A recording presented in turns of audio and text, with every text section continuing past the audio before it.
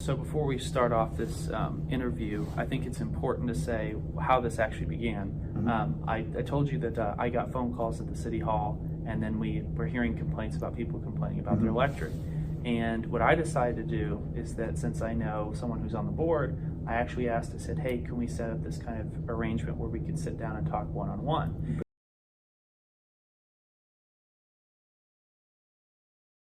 Because we need that transparency, we need people to hear what's going on, and I'm not here to tell you anything. I just want to listen, because even though I pay for electric, it's a complex scenario that you're dealing with, and it can be painful, especially for a lot of people who know that their livelihoods are at stake. Of course, just a few $100s can really hurt somebody, but.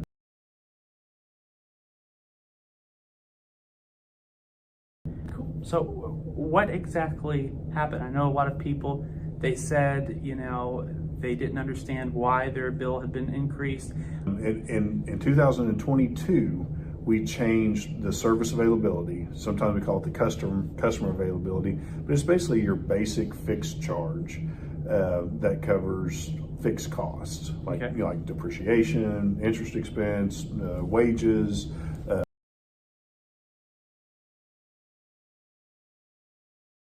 right away, all of those fixed costs that aren't impacted by variable costs like energy. So since I've been at the co-op, it changed once in 2022. We went from $16.50 to $28.50. So it was a significant jump. We took a year off in 2023, and then in 2024, we raised it another $6.50 to the $35. So that's the only rate that Petit Jean has changed.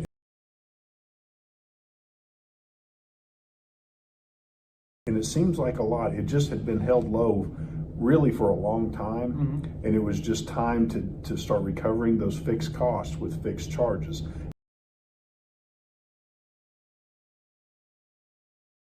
As Petit Jean's under investigation. Well, it kind of sounds like an ominous word, but it's actually a negotiation. It's a normal process between us and our regulator.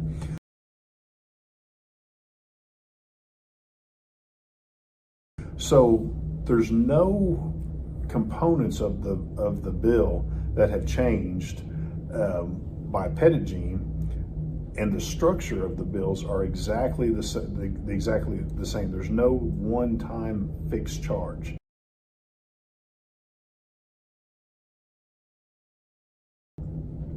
Now, there's other components of the bill that most of the time aren't noticeable, but during times of high usage, they become more noticeable.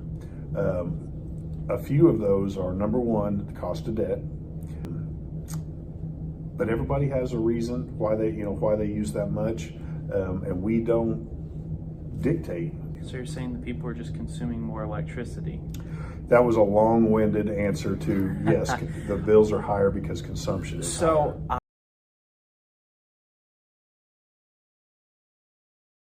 I know that I certainly consume more energy. My bill was hundreds of dollars more than it was previously, just personally. I had one person that told me, they said they're not going to be able to pay for taxes because it was so high.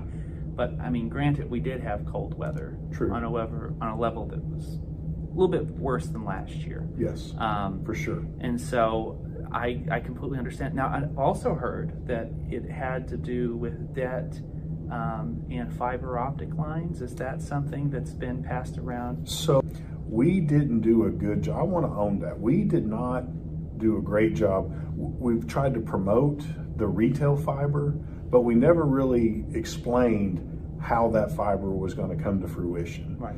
We talked about grants, which we did get grant money. We talked about, how fast we were going to build it and how great the service was going to be. But we never explained it to the membership. So I want to own that part of that. We didn't do a good job.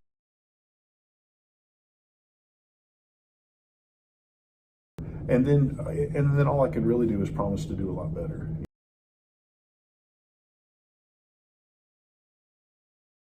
I do not want to say, oh no, it had nothing to do with fiber, because that would not be true. But the fact of the matter is that the mainline fiber and all the poles and wire, everything that it's connected to, that belongs to the Petit Jean Electric ratepayers. That is their asset. And so all of the money that we borrowed for the main line, what we call operational fiber, all of that operational fiber belongs to the electric ratepayers. And all of those poles that we had to change, and I do want to say something. A lot of those poles, they needed to be changed out years ago. Yeah.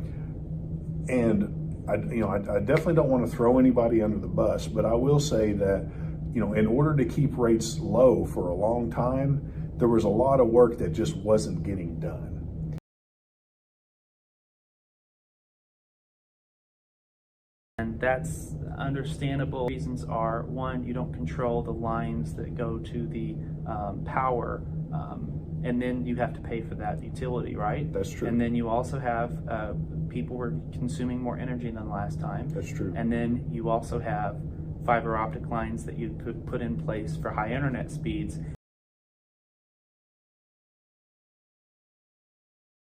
And so it's a combination of those three. Is there anything else that contributed to that? Because no. Just to be, and I just want to rehash those, because I think it's worth it bears repeating over and over. So the rising costs of power supply, the rapid build out.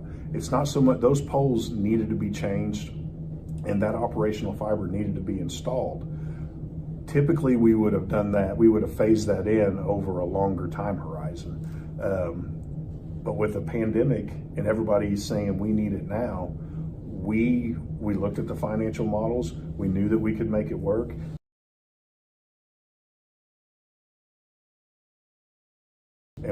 And the board made a bold decision to push forward, and we basically took a 6 to 7 year project and did it in about 3.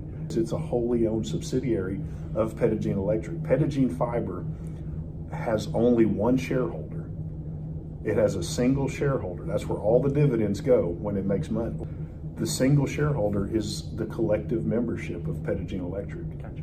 It can't possibly go anywhere else.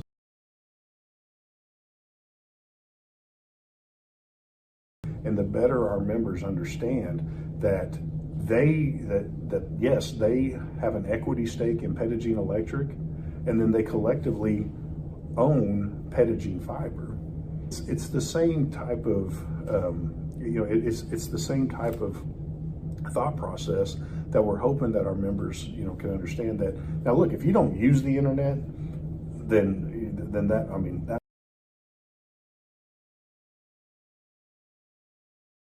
but it's because you own it. Right.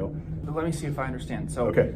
You've got people who may or may not, they have phones and internet service now. Mm-hmm. They are part of Petit Jean Electric. That's right. They're shareholders, Mm-hmm. essentially. They are the collective. The collective shareholder. And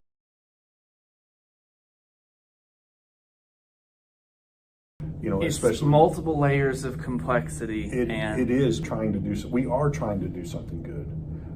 It's just all of a sudden it happened so fast, and now it's time to pay for it. But you can see why people are, sure.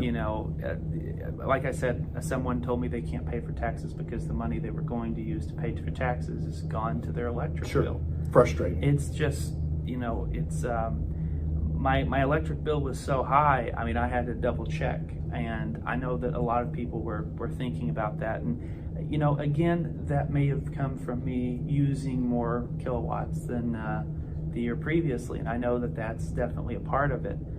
But I can tell you, when we were at City Hall, the phone's been ringing with a lot of people saying, "Why is my electricity bill so high?" And it's like, well, we don't control that, and that's why I thought it would be good for us to sit here today to talk to the audience, sure. so people know really what's going on. Because Petit Jean had $60 million of debt, on the books before I ever showed up. That's just normal capital structure. Any business, you fund a business, especially electric companies, especially right. especially electric companies.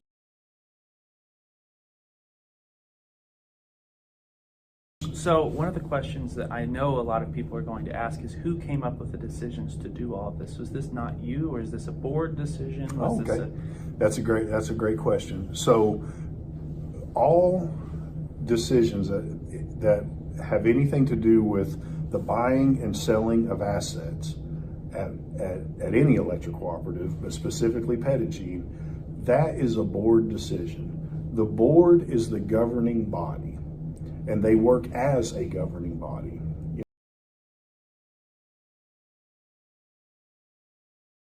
It's a 9-member board represented across five separate districts, and they come together as a governing body. They hire a manager, in this case it's me, to see the day-to-day, make sure that we've got construction work plans.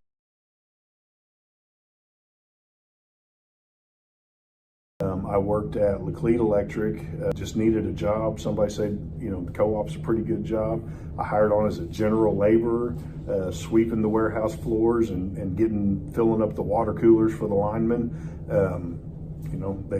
They liked me, I guess, and at least wanted to pick on me and train me. They moved me into the apprenticeship program. I worked my way up to lineman. I went to school in the evenings. It became a supervisor, then operations manager, and then in 2018, it's kind of funny. I worked with some guys from Petit Jean during a storm back home. We had a big catastrophic ice storm, and it was terrible. Just pretty much the whole system was on the ground, and I was still pretty young, so I didn't understand mutual aid efforts. But anyway, making a long story short, I showed up on a Monday morning after a weekend of just trying to deal with the disaster, and there was these fellers from Petit Jean Electric. I worked with them for almost 3 weeks, day in and day out. And so in 2018, another manager and a recruiter asked me if I'd ever heard of Petit Jean, and I said, well, yeah, I think it's a bunch of good old boys from Clinton, Arkansas. Yeah. And they said, yep, that's right. And we hear that their manager is getting ready to retire, and you might want to take a look at it. Gotcha. And so the rest is history. I applied, and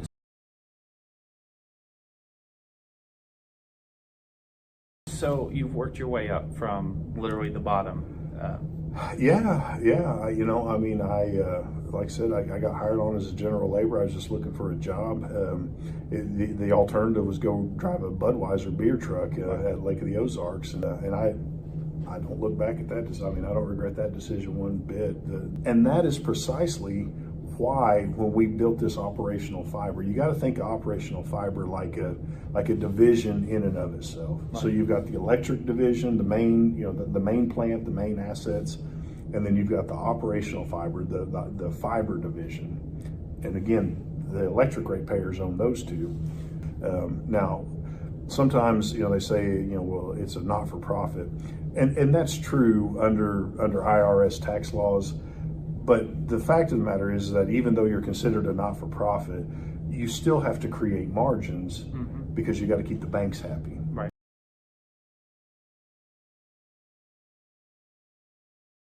And then you have the retail Petit Jean fiber, which is the wholly owned subsidiary. The wholly owned subsidiary pays a lease to the ratepayers to use that operational fiber. And so we could have done this and just on debt, but we also tried to create a business model so that the revenues that are generated from this world-class service are going right back to the electric ratepayers to pay that down quickly. Gotcha. Kind of going back to what we were talking about earlier is who made the decision. Effectively the boards, and I am proud of them, and I think they made a very bold decision, and I do think that they made a very community-minded decision. I was with them. We studied it for 14 months, from the time we started thinking about it and talking about it to ordering up market studies and feasibility studies, hiring a consultant to help design and lay it out and see if it would be a feasible model. It took 14 months to get to the point of participating in one of those auctions, or one of those grant reverse auctions called the Rural Digital Opportunity Fund. And that's a reverse auction I really don't want to try to explain that. No, It's don't do it. There's already several layers of complexity. Yeah. And that's why I wanted you to sit here today. I appreciate the opportunity. And the communication that's needed, I think, with explaining it like this and bringing it down, explain it like we're five, because there's a lot of, moving parts in an electric company. Yeah.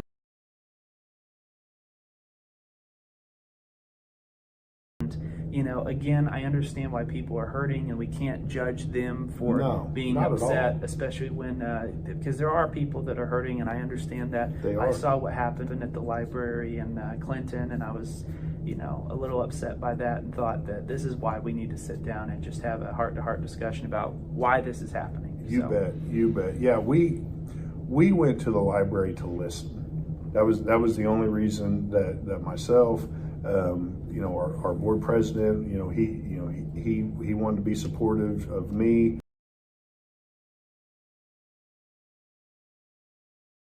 I know it got contentious there, and I've watched the videos, but I wanted really, the members, yes, they wanted explanations, but they were upset, and it's hard to explain technical details with somebody who's just red-faced mad. I know that when I'm angry, I am not listening, and it's hard to understand you when I'm calm, okay? I mean, it's how it works. Yeah.